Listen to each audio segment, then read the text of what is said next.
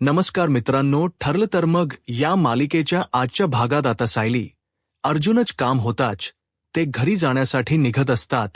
प्रतिमा त्या सायलीला आवाज देतात आणि म्हणतात, सायली हे घे, हे घारग्यांचा डबा आहे, अस्मिताला आठवणीने दे आणि तिला म्हणावं मी तुझ्यासाठी खास हे घारगे बनवले आहेत आणि घरच्यांनाही देसा. सायली म्हणते, हो मी नक्कीच देईन, पण सुमन काकू कुठे आहेत? असं म्हणत आता सायली सुमन काकूंना आवाज देऊ लागतात. रविराज सर म्हणतात, सुमन तिच्या रूममध्येच असेल. आता सायली आवाज देत असते, परंतु सुमन काकू इकडे खूप रडत असतात. नागराज काकांच्या वागण्यामुळे सुमन काकूंना खूप त्रास होत असतो, परंतु ज्यावेळी सुमन काकूंना सायली आवाज देते त्यावेळी सुमन काकू आपले दुःख बाजूला ठेवतात आणि खाली येतात. सायलीला विचारतात, सायली निघालीस तू आणि घारग्यांचा डबा घेतलायस ना? तू सायली म्हणते, हो मी घेतला आहे, परंतु सुमन काकू खूप अस्वस्थ असतात. रविराज सर म्हणतात, सुमन अगं ते जात आहेत आणि तू अशी वरती उभी काय आहेस? खाली ये ना. सुमन काकू मात्र खूप अस्वस्थ असतात, त्यांचा चेहरा उतरलेला असतो आणि म्हणूनच सायली सुमन काकूंना विचारते, सुमन काकू काय झालंय? तुमचा चेहरा असा का दिसतोय? काही घडलंय का? आता मात्र सुमन काकू शांतच होतात. सायली म्हणते, काय झालंय सुमन काकू? सुमन काकू सत्य लपवत म्हणतात, काही नाही, जरा डोक दुखत होतं ना म्हणून थोडासा चेहरा दिसतोय, बाकी काहीच नाही. तू नको काळजी करूस. सायली म्हणते, बरं पण तुम्ही काळजी घ्या. अर्जुन म्हणतो, आराम करा सुमन काकू. असं म्हणत सायली अर्जुन घरी जाण्यासाठी निघतात, परंतु रविराज सर आणि प्रतिमा आत्या सुमन काकूंकडे पाहतात. त्यावेळी नक्कीच काहीतरी घडलं आहे याची त्यांना चाहल लागलेली असते. तर त्यानंतर आता सुमन काकू आणि प्रतिमा आत्यात यांच किचनचं काम करत असतात. रविराज सर हॉलमध्ये असतात, तर नागराज काका येतात आणि रविराज सरांना आवाज देत म्हणतात, दादा मी येतो, हा माझं जरा महत्वाचं काम आहे. तर रविराज सर म्हणतात, थांब नागराज, कुठे चाललायस तू? नागराज काका म्हणतात, दादा रे तासाभरात येतो, चालोच मी. रविराज सर म्हणतात, थांब नागराज, मी म्हणालो ना मग थांबायचं. नागराज काका तिथेच थांबतात. रविराज सर म्हणतात, तासाभरात जाऊन येणार आहेस की 2 दिवसानंतर येणार आहेस? म्हणजे आजकाल तुझं बाहेरच जाणं वाढलं ना म्हणून विचारलं. नागराज काका म्हणतात, नाही असं काही नाही, मी आलो असतो तासाभरात. रविराज सर म्हणतात, हो का? मग गेले 2 दिवस तू घराबाहेर होतास, कुठे गेला होतास? मी आणि सुमन तुला फोन करण्याचा प्रयत्न करत होतो, परंतु तू आमच्याही फोन उचलला नाहीस ना, आमच्या मेसेजला रिप्लाय दिलास ना, आम्हाला पुन्हा रिटर्न कॉल केलास. नक्की काय चाललंय नागराज तुझं? नागराज काका म्हणतात, अरे दादा, तो माझ्या फोनचा प्रॉब्लेम झाला होता, म्हणजे डिस्प्ले पण गेला होता, मग आलेले फोनही दिसत नव्हते आणि मिस कॉलही दिसत नव्हते, म्हणून फोन करायचा राहून गेला असेल. रविराज सर म्हणतात, हो का? घरात नच सांगून जाणं हे आजकाल तुझं वाढतच चाललंय. घराबाहेर राहणं, 2-2 दिवस घरी न येणं, हे प्रकार दिवसेंदिवस वाढत चाललेत नागराज, आणि त्यातही आपल्या बायकोला न सांगून जाणं हेही त्यापेक्षा वाढत चाललं आहे. आता नागराज काका रागानेच सुमन काकूंकडे पाहतात, तर रविराज सर म्हणतात, तिच्याकडे पाहू नकोस, ती बिचारी तुझी कधीच तक्रार करत नाही, कधी एक शब्दाने काही बोलत नाही, परंतु मी दुर्लक्ष करतोय आणि मी तुला काही विचारत नाही म्हटल्यावर हे प्रकार जास्तच वाढत चालले आहेत. तर नागराज काका म्हणतात, नाही दादा, मी फोन केला असता खरं तर मीच तिला फोन करणार होतो, परंतु ज्या ठिकाणी मी होतो तिथे नेटवर्कच नव्हतं. रविराज सर म्हणतात, म्हणजे तू नक्की कुठे होतास? नागराज काका घाबरतात आणि पटकन बोलतात, वाशीला माझा एक मित्र आहे, सुभाष वळसणकर, वाशीला राहतो. त्याची आई 8283 वर्षाची असेल आणि ती अचानक बाथरूममध्ये पडली आणि मग त्याने मला कॉल केला. तो घाबरला होता, तो म्हणाला तू इथे ये, आणि म्हणूनच मला तिथे त्याच्या मदतीला जावं लागलं आणि मग सगळी धावपळ, काकूंच्या कमरेची गुडघ्याची सर्जरी, आणि या सगळ्या धावपळीत फोन करायचा राहूनच केला. रविराज सर म्हणतात, परंतु फोन करण्यापेक्षा घरातून बाहेर जाताना घरच्या कोणाला तरी सांगून जाणं, बायकोला सांगून जाणं किंवा घरात कोणाला तरी सांगून जाणं हे तुला नाही जमत का? आणि बायकोकडे, घराकडे दिवसेंदिवस तुझा दुर्लक्ष वाढतच चालला आहे ना? तुझ्या बायकोकडे तू लक्ष देत आहेस ना? घराकडे मी मीटिंगला जातो असं सांगून ज्यावेळी घराबाहेर पडायच्यास त्यावेळी तुझा काहीही बिझनेस नाही आणि तुझी कोणतीही मीटिंग नाही हे माहीत असून सुद्धा मी तुला कधी कोणताही प्रश्न विचारला नाही. पण आता नागराज, मी तुला एकच प्रश्न विचारणार आहे. आता मात्र नागराज काका घाबरतात आणि रविराज सरांकडे पाहू लागतात. रविराज सर म्हणतात, मी जो प्रश्न विचारणार त्या प्रश्नाचं तुला खरं खरं उत्तर द्यावंच लागेल नागराज. नागराज काका म्हणतात, दादा मी नेहमीच खरं बोलतो आणि तुझ्याशी खोट बोलायची हिंमतच माझी नाहीये. रविराज सर आता नागराज काकांचं काही ऐकून न घेता त्यांना प्रश्न विचारत म्हणतात, नागराज मला खरं खरं सांग, महिपाशिक शिकरे सोबत तुझी अजूनही मैत्री आहे का? महिपात शिकरेच्या तू अजूनही संपर्कात आहेस का? आता मात्र नागराज काकांना जुने दिवस आठवतात, ज्यावेळी नागराज काका महिपाशिकच्या गुंडांना भेटण्यासाठी गेलेले असतात. त्यावेळी सुद्धा रविराज सरांनी त्यांची अशीच झडती घेतलेली असते. तर नागराज काका म्हणतात, अजिबातच नाही. ज्या दिवशी मला कळालं की महिप्त शिकरे हा फ्रॉड माणूस आहे तेव्हापासून मी त्याच्यासोबत माझी मैत्री तोडली आहे. माझा आणि त्याचा काही संबंध नाही. ज्या दिवशी मला सत्य कळालं त्याच दिवशी मी त्याच्यासोबत असणारी मैत्री तोडली आहे. आता हे ऐकल्यानंतर सुमन काकूंना धक्काच बसतो, कारण सुमन काकूंना सत्य माहीत असतं आणि नागराज काका खोट बोलत आहेत हेही सुमन काकूंना चांगलंच माहीत असतं. तर रविराज सर नागराज काकांना म्हणतात, नागराज, महिपत्नीने नक्की काय काय केलं आहे हे आम्हा सगळ्यांना माहीत आहे, परंतु तुला समजण्याचा विषयच येत नाही, कारण तुझे पाय कधी घरात नसतातच ना. तर आता नागराज काका म्हणतात, म्हणजे महिपा शिकरेने नक्की काय केलं आहे? रविराज सर म्हणतात, आमच्या 24 वर्षापूर्वी जो अपघात झाला होता तो महिप्त शिकरेनेच घडवून आणला होता. त्यांनी एका ड्रायव्हरला पैसे दिले होते आणि त्याच्याकडून हा अपघात घडवून आणला होता आणि ही कबुली स्वतः महिपात शिकरेने प्रतिमाच्या समोर दिली आहे. आता हे ऐकल्यानंतर आता नागराज काकांना चांगलाच धक्का बसतो. नागराज काका पूर्णपणे घाबरून गेलेले असतात. तर रविराज सर घडलेला सर्व प्रकार नागराज काकांना सांगू लागतात.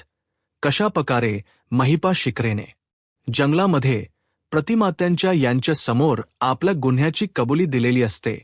मग हिप शिकले म्हणालेले असतात, 22 वर्षापूर्वी मीच तुझ्या गाडीचा अपघात घडून आणला होता. मीच तुमच्या कुटुंबाला मारण्याचा प्रयत्न केला होता. 22 वर्षापूर्वी मी तुला मारण्याचा प्रयत्न केला तेव्हा तू माझ्या हातून सुटलीस, परंतु आता 22 वर्षानंतर तू परत माझ्या समोर आलीयस आणि आता तू माझ्याच हाताने मरणार असं म्हणत ते प्रतिमात्यांना पुन्हा एकदा धमकी देत असतात. आणि हे सगळं काही आता रविराज सर नागराज काकांना सांगू लागतात. आता हे सर्व सत्य ऐकल यानंतर नागराज काकांच्या पायाखालची जमीनच सरकते आणि ते नाटक करत म्हणतात, दादा हे किती भयंकर आहे. खरंच हा महिपशिके खूप पोचलेला माणूस आहे. रविराज सर म्हणतात, नागराज एक गोष्ट लक्षात ठेव, महिप्त शिकरेने आम्हाला काही जो त्रास दिला आहे तो खूप भयंकर होता आणि त्या माणसाने 22 वर्षापूर्वी माझं संपूर्ण कुटुंब संपवण्याचा प्रयत्न केला आणि आजही तो माणूस आमच्या मागावर आहे. यानंतर जर त्याने आमच्या कुटुंबाला काही त्रास देण्याचा प्रयत्न केला आणि त्यावेळी जर मला तू त्याच्या आजूबाजूला जरी दिसलास ना, तर त्यावेळी सगळ्यात पहिलं मी तुला जबाबदार धरेन. एक गोष्ट लक्षात ठेव, यापुढे त्या महिप शिकरेमुळे माझ्या कुटुंबाला हानी पोहोचलेली किंवा त्रास झालेला मी सहन करणार नाही. आणि या सगळ्यामध्ये जर महिप्त शिखरेची तू साथ देत आहेस हे जर मला कळालं ना, तर मग गाठ माझ्याशी आहे. असं म्हणत रविराज सरांनी आता नागराज काकांना चांगली चेतावणी दिलेली असते. हे सगळं ऐकल्यानंतर नागराज काकांना चांगलाच खांब फुटलेला असतो. ते पूर्णपणे घाबरून गेलेले असतात. तर इकडे सुभेदाराच्या घरी सचिन अस्मिताला फसवत तर असतो, परंतु आता अस्मिताच्या नकळतच बाहेर येतो आणि आता तो साक्षीला फोन करतो. साक्षीचा फोनवरचा आवाज ऐकून सचिन म्हणू लागतो, सॅम काय झालंय, तुझा आवाज असा काय येतोय? तर साक्षी म्हणू लागते, मी काय बोलू सांग ना, तुला माहीत आहे ना सगळं काही, आणि तू कुठे आहेस? सचिन म्हणतो, अगं माझ्या महत्वाच्या कामासाठी मला यावं लागलं आहे. आमच्या हेड ऑफिसमध्ये खूप मोठा प्रॉब्लेम झाला आहे आणि त्यासाठी मी घराबाहेर पडलो आहे. परंतु सॅम, तू एवढी डिस्टर्ब का आहेस? मला माहीत आहे तुला अण्णांची काळजी वाटत आहे. अण्णांचा फोन लागत नाही म्हणून तू अस्वस्थ आहेस, परंतु तू काळजी करू नकोस. मला माहीत आहे या क्षणी तुला माझी गरज होती. या क्षणी मी तुला जवळ घ्यायला हवं होतं, परंतु माझा पण नाईलाज आहे. गॅम प्लीज मला समजून घे ना. तर आता सचिनला साक्षी म्हणू लागते, सचिन, तू मला फसवत तर नाही आहेस ना रे? माझा विश्वास आहे तुझ्यावर, परंतु तरी सुद्धा मला भीती वाटते.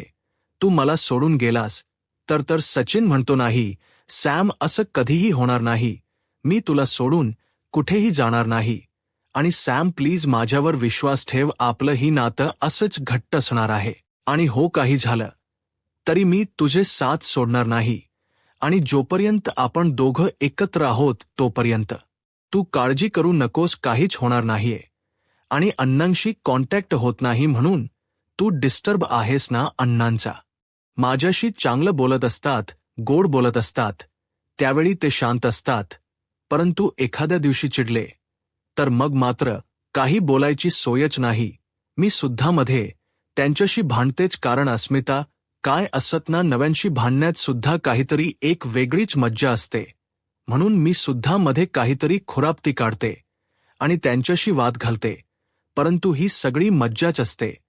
तर अस्मिता म्हणते, कारण तुमची भांडण सुद्धा गोडच असतात ना, कारण तुझा नवरा घरापेक्षा घराबाहेर जास्त लक्ष देत नाही सायली. आता हे ऐकल्यानंतर कल्पनाताई अस्मिताला विचारतात, म्हणजे अस्मिता, तुला नक्की काय म्हणायचं आहे? आता कल्पनाताईंना या सगळ्याचा त्रास नको म्हणूनच सायली म्हणते, काही नाही आई, सचिन भाऊजींच्या कामाबद्दलच बोलत आहेत. त्या तर आता अस्मिता म्हणू लागते, मी थोडी आडवी होते, कारण नंतर आपण ओकला जाऊ, मला थोडं आरामाची गरज आहे, असं म्हणत अस्मिता सायली आणि कल्पनाताईंशी बोलण्यासाठी टाळाटाळ करत असते. तर कल्पनाताई म्हणतात, बरं ठीक आहे, तू आराम कर, परंतु अस्मिता आता कुठलेही विचार करायचे नाहीत, मनात कुठलेही निगेटिव्ह विचार ठेवायचे नाहीत. तर सायली अस्मिताला म्हणते, अस्मिता ताई, मी एक काम करू का? तुम्हाला लहान आवाजातच गाणी लावून देऊ का? तर अस्मिता होकार देते. सायली तिला गाणी लावून देते आणि त्यानंतर कल्पनाताई आणि सायली अस्मिताला शांत झोपी घालतात. सर्वांनाच अस्मिताची खूप काळजी वाटत असते आणि म्हणूनच सायलीने सांगितल्याप्रमाणे अर्जुन आणि प्रतापरावही आता सचिनशी बोलायचं ठरवतात. अर्जुन सचिनला विचारतो, सचिन, खूप बिझी आहेस का? असं म्हणत ते दोघेही त्याच्या बाजूला जाऊन बसतात. तर सचिन त्यांना म्हणतो की हो, काही मेल पेंडिंग आहेत, ते पूर्ण करत आहे. तर प्रतापराव आता सचिनला म्हणतात, सचिन, तुझ एवढं काम झाल्यानंतर आपण थोडा वेळ बोलूयात का? सचिन म्हणतो, नाही डॅड, माझं काम संपायला खूप वेळ लागणार आहे. असं म्हणत सचिन लॅपटॉप बंद करतो आणि म्हणतो, डॅड, तुम्हाला काय बोलायचंय हे मला चांगलंच माहीत आहे. मला माहीत आहे की तुम्हाला अस्मिताची काळजी वाटत आहे. तर प्रतापराव म्हणतात, हो ना, मग सचिन, आता माझी एक गोष्ट आहे, तुमचं जे काही भांडण आहे ना, ते आता लवकरात लवकर मिटवा. आता अस्मिताला या अवस्थेमध्ये जास्त ट्रेस नको देऊस. सचिन म्हणतो, मी तिला ट्रेस देतच नाही बाबा, पण ती एक नवीन काहीतरी कारण काढते आणि याशी वाद घालत असते. तर प्रतापराव म्हणतात, हो, पण या सगळ्यात तुलाच आता तिला सावरावं लागणार आहे. तर सचिन म्हणतो, मी तिला सावरण्याचा प्रयत्न करतोय, परंतु अस्मिता मात्र माझं काही ऐकून घ्यायला तयारच नाहीये. ती माझ्याशी फक्त भांडतच असते, ती माझंच काही ऐकून घ्यायला किंवा ती शांतपणे काही बोलायला माझ्याशी तयारच नाहीये. मी तरी काय करू सांगा ना?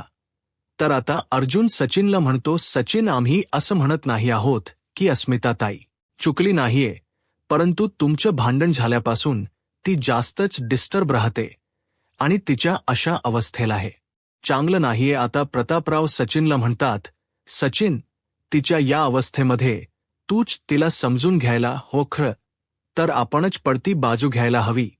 तर सचिन म्हणतो, किती वेळा घ्यायची डॅड, असं म्हणत सचिनने आता प्रतापरावांनाच प्रश्न केलेला असतो. तर प्रतापराव सचिनला म्हणतात, हो सचिन, परंतु तिच्या या अवस्थेमध्ये तूच तिला समजून घेऊ शकतोस आणि म्हणून मी तुला म्हणत आहे.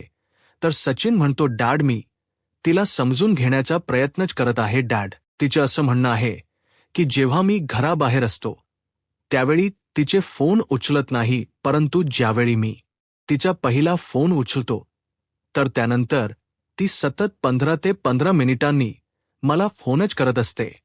मग मला सांगा, मी माझं काम बाजूला ठेवू आणि दिवसभरात हिचे 50-60 कॉल उचलत बसायचे आहे का, सांगा ना.